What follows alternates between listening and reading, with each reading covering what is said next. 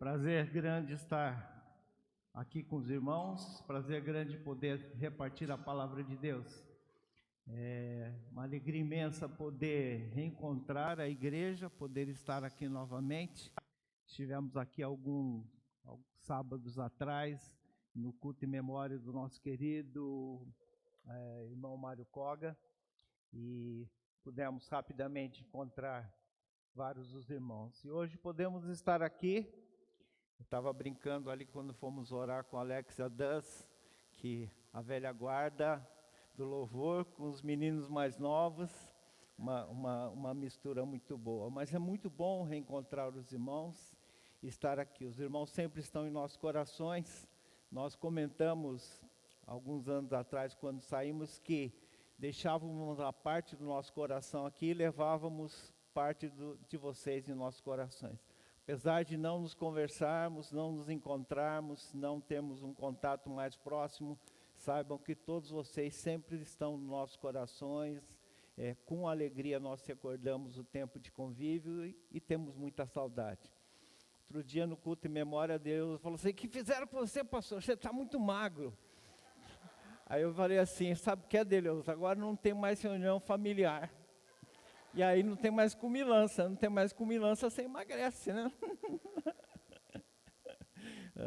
Mas todos nós temos saudade de um tempo, que talvez temos que repensar que tempo que temos de viver, mas independente dessa questão, todos temos saudades de poder conviver e relacionarmos mais intensamente uns com os outros, não só na janelinha de um aplicativo, mas estarmos mais próximos. E pela graça de Deus, esperamos que esse tempo comece a retornar numa nova perspectiva. Mas é muito bom estar aqui com os irmãos, uma ocasião para nós realizarmos a posse do pastor Shinobu. Obrigado, equipe pastoral do Bosque, que nos convidou para trazer a palavra nessa manhã, no que nós sentimos muito honrado. Para mim e para a Liana é muito bom poder estar com os irmãos, não só para realizar um ato oficial, mas para estar com os irmãos.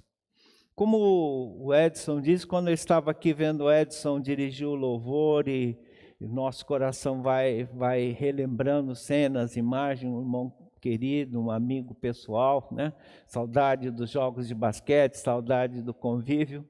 Mas o Edson comentou que nós estamos no que a nossa tradição não usa muito essa expressão, mas nós estamos no calendário cristão no Domingo de Ramos. Como, em geral, a Igreja Católica usa muito esses termos, os evangélicos não usam tanto.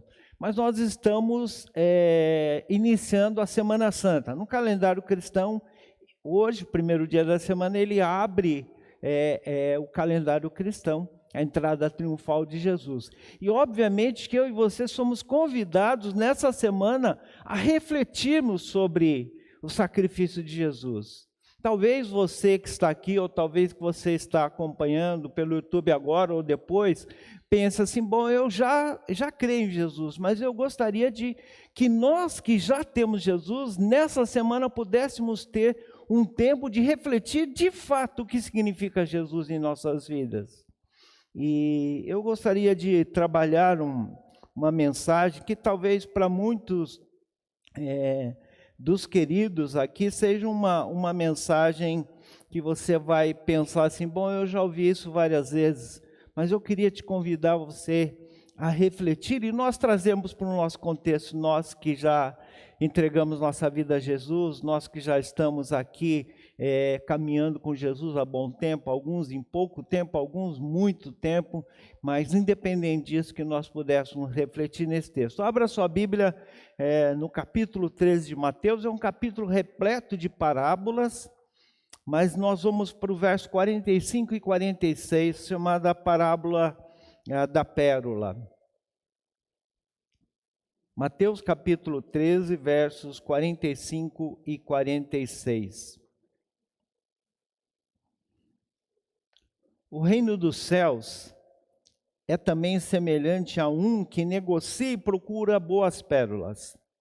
E tendo achado uma pérola de grande valor, vende tudo o que possui e a compra. Vamos orar. Senhor, abençoa agora a meditação nessa palavra e através dela traz é encorajamento nas nossas vidas, traz uma perspectiva de nós estarmos caminhando em mais proximidade e intimidade com o Senhor. Em nome de Jesus, amém. Esse texto, como eu disse, está dentro do capítulo 3 de Mateus, uma série de parábolas do reino. Em especial, essa e a anterior, a parábola do tesouro escondido, vai falar um pouquinho de encontrar algo, e por esse algo é você entregar tudo o que tem. Obviamente que nós aplicamos isso ao contexto do plano de salvação, e de fato mas eu gostaria de estar meditando um pouquinho. Primeiro, o texto diz que o reino dos céus é semelhante a um que negocia e procura boas pérolas.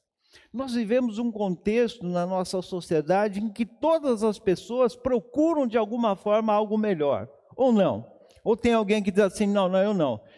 Se tiver uma encrenca, me dá, que eu gosto de encrenca, eu gosto de coisa ruim, eu não gosto de coisa boa não, eu quero só sofrimento. Quiser, eu posso mandar de encomenda, Sedex chega rapidinho para você. Ninguém. Independente da crença que tenha ou descrença que possa ter, todo mundo almeja encontrar algo que seja melhor para a sua vida. Quer seja no trabalho, quer seja nas suas emoções, nos seus relacionamentos, na busca, todo mundo deseja encontrar algo que seja melhor. Algo que possa preencher de modo mais intenso. Vivemos um contexto da pandemia em que muitas pessoas começaram a buscar além de si, porque perceberam que a vida é muito sensível. Numa hora você está com alguém, noutra hora você não tem mais esse alguém. Uma hora você ouve que alguém está internado e alguém morreu. Alguém ficou ali, foi e não morreu. E a gente vive um contexto que a gente não sabe. E a gente perguntei para alguns médicos da igreja onde nós estamos na Liberdade, como que explica esse negócio? Aí um desses médicos falou assim, não tem explicação, porque que alguns não é comorbidade, não, tem gente com muita comorbidade, muita, pega e não dá nada, e outro que não tem nada, pega e morre. Não tem explicação. Eles ainda a ciência não conseguiu entender, e vai levar alguns anos para entender. Mas ele diz assim, uma coisa é certa, a vida não tem, nós percebemos que toda a tecnologia, todo o conhecimento, toda a evolução médica, a melhor coisa que existe, morreu no SUS, morreu no Einstein, morreu nos de primeira linha, morreu na melhor UTI, morreu no corredor de um hospital público. A vida ficou assim muito perdendo entre os dedos. E isso fez com que muitas e muitas pessoas começassem a se perguntar, qual é realmente o sentido da vida? O que é a vida? Para que nós vivemos? Porque nós vamos caminhar. Tudo que eu acumulei, tudo que eu pensei, tudo que eu senti, acreditei nisso, acreditei naquilo, não acreditei, independente de posições. Uma infinidade de pessoas começaram a se questionar. E nessa busca, pessoas começaram a ficar cada vez mais abertas em procurar algo de maior valor, algo que trouxesse significado. Mas essa busca sempre existiu. Eu gosto muito de história, não gostava muito de série não, eu preferia os filmes, mas eu entrou no meu sangue, fiquei assim meio viciado em algumas séries, vamos ser honestos, e aí eu assisto série como se fosse filme. Eu tenho que me controlar para não assistir numa batelada só, como se fosse um filme, né? Intensivão de séries, né? Mas eu gosto muito de coisas de história, e junto aqui alguns filmes desses aí, uns Vikings da vida, é uma pancadaria, e eu sou meio chegadinho também nesse tipo de coisa. Aí a história com esse tipo de coisa, aí vai assistindo, mas que eu acho impressionante, independe da crença, aí se é crença em outros nomes, outras coisas, todo mundo, em qualquer época, em qualquer cultura, em qualquer crença, está buscando alguma coisa para fora de si que explique a sua existência. A sua existência não é explicada somente porque ele vê aqui e agora. Ele sempre acredita que tem alguma coisa para além, que existe uma coisa que vale a pena ser buscado e que o que nós fazemos aqui interfere com o que será feito lá. Ontem nós terminamos de ver mais uma dessas séries, mais uma temporada, não sei se é a última, né? Fica sempre aquela interrogaçãozinha. Aí o cara falou assim, não, esse cara foi muito, assim, a vida dele, ele vai ter uma entrada triunfal lá na crença que ele tem, na eternidade dele. Se do nosso ponto de vista é ou não é, não estou entrando no mérito da questão. Mas todo mundo, em qualquer cultura, quer ela seja cristianizada ou não, em qualquer época, está buscando alguma coisa. E você que está aqui, você que está assistindo, você que vai assistir, pode ter certeza absoluta. Não existe ninguém, não, eu descreio. Aqui, agora e pronto. A gente fala brincando que tem uma piadinha que a gente conta assim, que alguém diz assim, eu sou ateu graças a Deus. Ou quando o bicho pega, meu Deus do céu. É piadinha, é brincadeirinha. Eu creio que tem pessoas que possam ser totalmente ateus, eu não estou discutindo, e respeito quem pensa dessa maneira. Mas a humanidade, o ser humano, parece que é criado para que ele tenha uma busca por alguma coisa que explique, que vá além, que vai muito para além do que ele possa imaginar. E quando diz que o reino é como semelhante que negocia e procura a boa espera, eu queria dizer, existe uma busca por alguma coisa. Quer ela venha isso da fé cristã ou venha de algum outro lugar, as pessoas estão buscando. Por isso, quando eu e você somos encorajados a falar de Jesus para outras pessoas, nós estamos indo de encontro a uma sede que ele tem. Não, estou sendo inconveniente. Não está sendo inconveniente. Todas as pessoas têm essa busca. Eu e você temos, mas eu já tenho Jesus que me satisfaz completamente. Verdade, mas nós somos limitados a essa vida e nós temos coisas que nós continuamos procurando além de Jesus. E por que é que muitas vezes, tendo Jesus, ainda não sentimos que tenhamos encontrado? Na sequência do texto, talvez a gente possa entender. Mas o ser humano tem uma busca natural por alguma coisa. Alguns estudiosos da apologética, que é a defesa da fé cristã, dizem que isso é uma prova antropológica da existência de Deus, filosófica, porque mostra que o ser humano, o jargão cristão, tem um vazio do tamanho de Deus. Ele procura, ele quer mais, ele quer mais, ele quer mais, ele quer mais. Quando chega no mais, ele nunca quer estar satisfeito, ele precisa de mais, ele precisa de alguma outra coisa, ele precisa de alguma outra coisa. E quando não encontra nas coisas que são boas, começam a fazer coisas que possam ser erradas, escolhas não muito boas. Porque as pessoas precisam de alguma coisa. Esse é o primeiro ponto que eu gostaria de trazer. Alguns chamam isso de vazio existencial, nós chamamos de necessidade de Deus, um vazio espiritual. E eu e você somos carentes disso também, queridos. Domingo passado, nós fomos ministrados um louvor para um rapaz, e ele estava cantando uma música que a gente canta sempre, corinho, né, não é dos mais badalados assim, tão certo como o ar que eu respiro, Deus está aqui. Ele disse assim, diz que o professor chegou numa sala de aula e falou assim, o que acontece se você parar de respirar? Todo mundo diz, óbvio, vou morrer. Ele disse, não acontece nada, porque ninguém consegue parar de respirar. Tenta você parar de respirar e ver quantos segundos vai durar a sua apneia e quanto tempo você consegue ficar, né? Os mergulhadores aí de plantão sabem qual o recorde mundial de apneia, o pessoal que mergulha, existe, mas não fica muito tempo. 3 minutos, é o quanto tempo fica. Mas ninguém consegue espontaneamente ficar, tampa que fala assim, eu vou ficar sem respirar. Vai chegar uma hora que você mesmo vai respirar. Ele diz assim deveria ser a nossa relação com Deus. Nós deveríamos chegar no ponto que nós não conseguimos viver sem Deus. E relacionar-se com Deus deveria ser como respirar. Eu deveria ansiar tanto quanto eu anseio pelo ar. Eu não tenho problema respiratório asmático.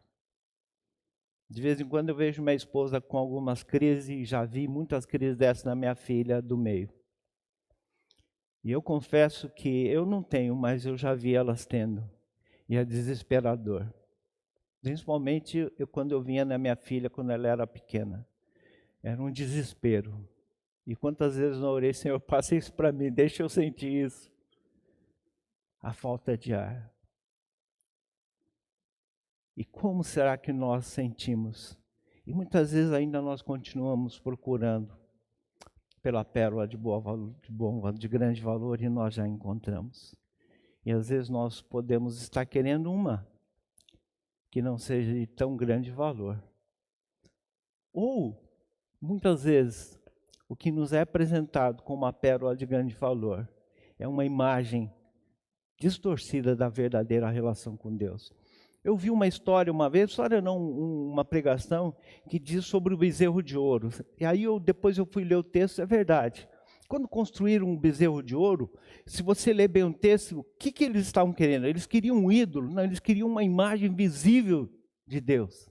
Faça para nós alguma coisa. Esse Moisés está lá, nós não sabemos, nós queremos enxergar. E aí ele diz assim, eis aqui Israel, o teu Deus.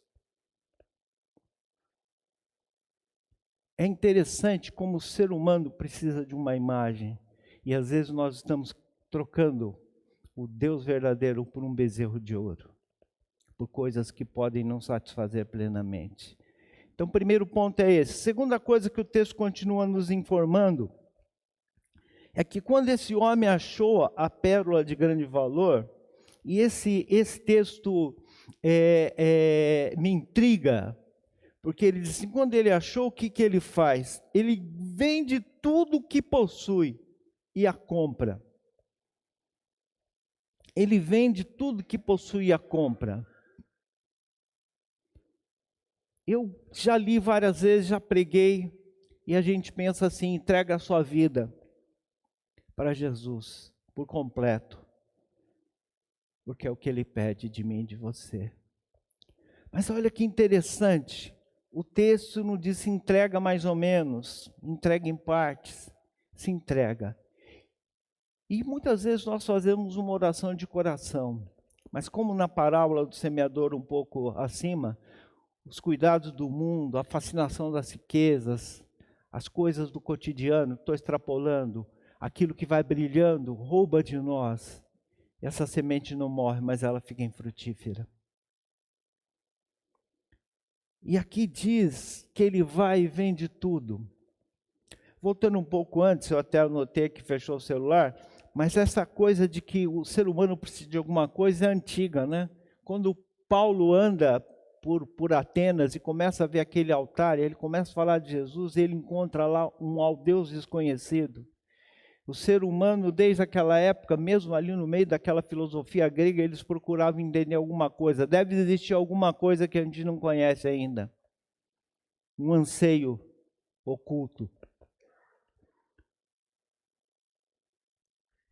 Quando acha a pérola de grande valor, vai e vende. Eu gosto demais do testemunho de Paulo e da radicalidade com que ele leva as coisas de Deus. Já dizia a minha filha que eu só pregava sobre o apóstolo Paulo, mas eu adoro, as leituras que eu gosto é Paulo. Eu gosto de mergulhar na teologia, na filosofia, no pensamento, como ele imaginava, como ele conduziu a vida, quais valores ele tinha, porque ele era motivado a fazer o que fazia. Eu olho o apóstolo Paulo e eu fico pensando assim, se esse cara entendeu o cerne do que é a mensagem da fé cristã. Não é somente apenas se arrepende, entrega a sua vida para Jesus e beleza, está tudo resolvido. Abra sua Bíblia em Filipenses capítulo 3. A partir do verso 4. É um dos testemunhos de Paulo. Ele diz assim, bem que eu poderia confiar também na carne. Se qualquer outro pensa que pode confiar na carne, eu ainda mais. Circuncidado ao 8º dia, da linhagem de Israel, da tribo de Benjamim, hebreu de hebreus, quanto à lei, fariseu, quanto ao zelo, perseguidor da igreja, quanto à justiça que há na lei, irrepreensível. Currículo impecável. Mas, o que para mim era lucro, isso tudo eu tinha como handicap, tudo isso eram as minhas credenciais. Olha aqui, cara, você quer bater aqui? Vamos fazer uma prova de títulos aqui. Vamos fazer uma prova de rigor nas práticas das coisas. Vamos levar a sério todas as coisas. Vamos fazer um confronto aqui. Paulo está dizendo isso. Mas que para mim era lucro, para mim era todo o meu handicap, eu considerei como perda por causa da sublimidade do conhecimento de Cristo Jesus, meu Senhor, por amor do qual perdi todas as coisas e a considero como refúgio para ganhar a Cristo. O que Paulo entendeu na sua caminhada de vida com Deus é que existe um chamado para uma radicalidade de entrega incondicional. A entrega incondicional não é só para as histórias de missionário que deixa a sua terra, se inflou em algum outro lugar e pode morrer como herói, ou gasta a sua vida em algum outro lugar e a gente fala assim, nossa, que admirável, o Senhor mas desculpa, eu não. Estava conversando com o meu amigo JT sobre as coisas da Ucrânia e ele mandou lá um relato que ele tem mandado para os ministros, mas eu estou numa outra lista, então recebi dele. Aí começamos a conversar, e eu disse assim para ele, cara, me desafia esses depoimentos, meu coração fica, ele falou assim, eu me sinto pequeno demais diante disso. E fomos conversando, eu falei assim, cara, você se sente pequeno demais, você deixou tanta coisa. E lá pelas tantas nós conversando, será que nós estamos prontos para ir para um lugar desse e morrer? Conviver todo o tempo com a morte? E aí chego no domingo, um rapaz novo que está chegando na igreja, falou assim, você tem ouvido as notícias lá, tal, tem sabido que alguns missionários estão se locomovendo? E esse rapaz novo da igreja virou assim para mim, pastor, se Deus te mandasse, você iria para lá? Aí a semana eu conversei com o meu amigo, e eu confesso que minhas pernas fizeram assim, ó.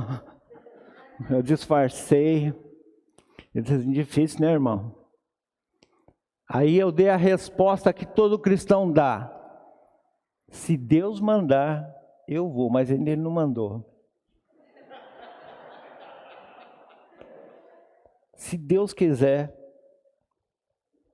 Eu falei, rapaz, eu não sei se eu estou preparado. Na minha cabeça, eu estou pronto para fazer o que Deus me mandar. Meu coração, eu gosto muito do que eu tenho, do que eu faço, das coisas que estão perto de mim. Entender essa mensagem de Paulo, de considerar tudo como perda por causa da sublimidade do conhecimento de Cristo, demanda um entendimento mais profundo do que é o amor de Deus e do que vale a pena. Essas pessoas que estão ali convivendo todos os dias, de perto com a vida e com a morte, não deles, de outras pessoas, estão entendendo algo da mensagem de Cristo que talvez nós não entendemos ainda. E eu queria te dizer o seguinte, que existe um chamado de Deus para aquelas pessoas que estão procurando algo de grande valor. Jesus é esse algo. E se nessa manhã você ainda não entregou sua vida a Jesus, como o Edson comentou aqui no louvor, Ele te convida a fazê-lo. Mas também existe um chamado de Deus para mim e para você, de que Ele quer de nós, que nós entreguemos. Nós estamos querendo dizer que eu tenho que ser missionário para a Ucrânia? Não, não estou querendo dizer nada. Estou querendo dizer que eu e você precisamos olhar para dentro do nosso coração e entender se nós temos de fato feito isso que Deus pode estar pedindo de nós. E queridos, eu estou sendo completamente honesto com vocês, assim como falei desse diálogo com esse jovem.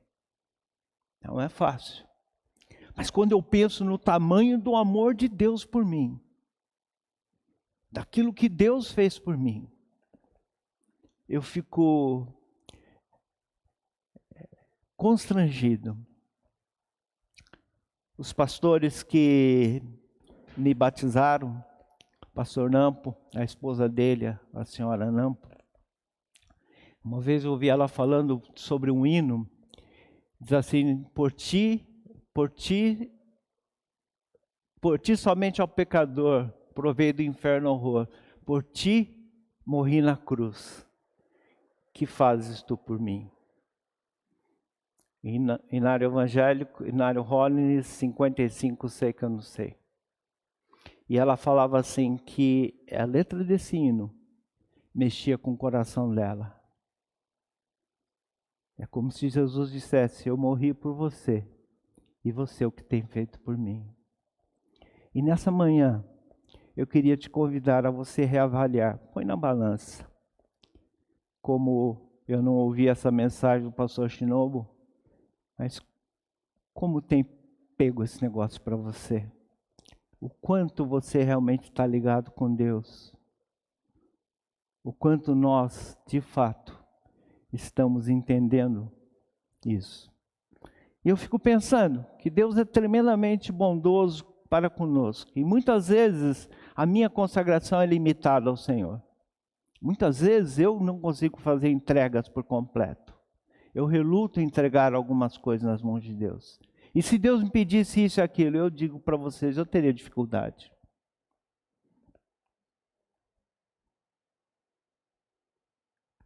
Aí eu lembro do texto de Ezequiel, quando em visão ele foi levado a andar naquelas águas que saía do trono, do templo.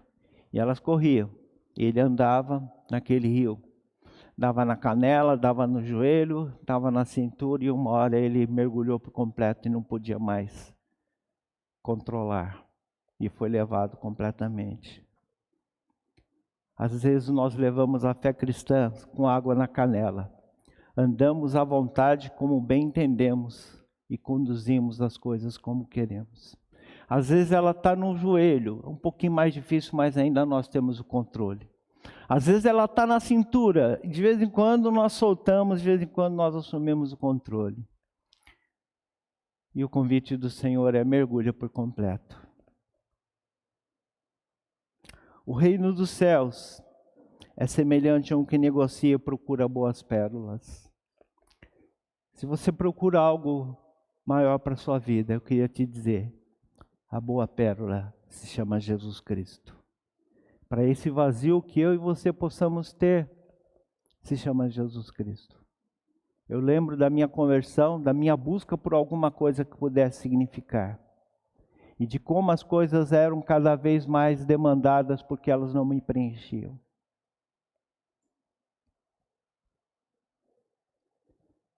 Mas um dia eu entendi. Se você ainda não fez isso, você pode entender. Mas também o texto continua, que esse homem, encontrando, ele vai e vende tudo para comprar essa pérola. Você quer experimentar o completo projeto de Deus? O convite dele é fazer como Paulo, considerar todas as coisas como refúgio para ganhar a Cristo. O chamado de Deus é para uma entrega radical. Que eu e você possamos, nessa manhã, dizer sim. Se você tem ouvido a mensagem da salvação e ainda não entregou sua vida, o convite dele é para fazê-lo. Abre o seu coração e entregue. Se você já fez isso, tem caminhado com Deus, a pergunta para Deus nessa manhã é: quanto dessa entrega tem sido? Quanto você tem entregue? Ou você está com água na canela, está no joelho, está na cintura? O convite é para você mergulhar por completo. É uma grande aventura. É uma grande aventura. Eu e Eliana temos feito um curso que é muito semelhante a um que a Beth ministra aqui na igreja, só que ela chama Celebrando a Restauração. Estamos terminando o curso depois de 9 meses. Tem a última aula em que eu tenho que apresentar um testemunho, em que eu tenho que reavaliar todo o meu inventário, escrever. Não consegui para o dia que eu achei pesado fazer muito rápido. Tenho feito. E ao começar a repassar tudo o que aconteceu e identificar coisas na minha vida, os colegas perguntaram: o que você vê aí? Eu disse: eu vejo que tiveram muitas coisas difíceis, mas como a graça de Deus foi boa comigo. Como Deus foi bom comigo. Como eu fui machucado e machuquei, Mas como a graça de Deus foi restauradora. Há episódios difíceis na minha vida, mas eu não consigo olhar com raiva nem ódio. Eu vejo sim que eu gerei reações e desvios de caráter que me levaram a ter alguns comportamentos que não agradam a Deus. Aparentemente não pecaminosos, mas que tiram a centralidade de Cristo em minha vida. E esse curso me levou a me confrontar comigo mesmo e permitir que o Espírito Santo entrasse ali e pudesse checar os meus valores, os meus sentimentos. E queridos, não é fácil. É fácil responder jargão. Se é pastor, 30 e tantos anos, sabe as respostas bonitas para pôr ali no papel, que todo mundo vai falar, uau, que legal, mas que não reflete o que está dentro. Foi difícil. Tem sido difícil. E eu tenho que terminar essa tarefa. Não está fácil. Porque ser honesto e abrir o coração para Deus e dizer, Senhor, tudo que eu tenho, eu vou te entregar. Não é fácil. Mas esse é o convite. Paulo entendeu algo que talvez eu e você precisamos entender. Paulo nos convida, o Senhor nos convida a um mergulho mais profundo nas coisas de Deus. Amém? Vamos orar. Coloque o seu coração diante do Senhor. Se você ainda não entregou sua vida a Jesus, você já ouviu falar dessa pérola de grande valor, você sabe que existe, sabe quem ela é. Nesta manhã eu quero te convidar, você que está aqui, você que está nos assistindo em casa, a você entregar, a você experimentar a salvação que é em Jesus. Estamos entrando na Semana Santa. E nessa semana reflete que Jesus morreu por você. E Ele oferece vida. Segundo convite é para você que já fez essa decisão.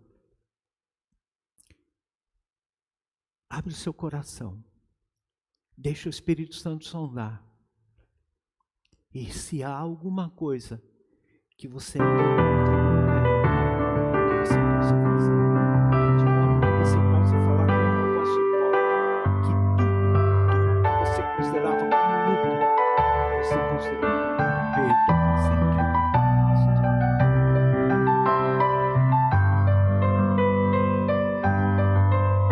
É fácil, não é fácil, querido. Eu conheço. Mas você já deixou tudo, você é pastor, você seja feito. Tomar a decisão de seguir um chamado de Deus é uma coisa. Entregar todos os dias, cada área da sua vida. Não é fácil. E eu digo que não é fácil. E essa palavra que eu troquei com meu amigo, e esse jovem me perguntou, me virou do avesso.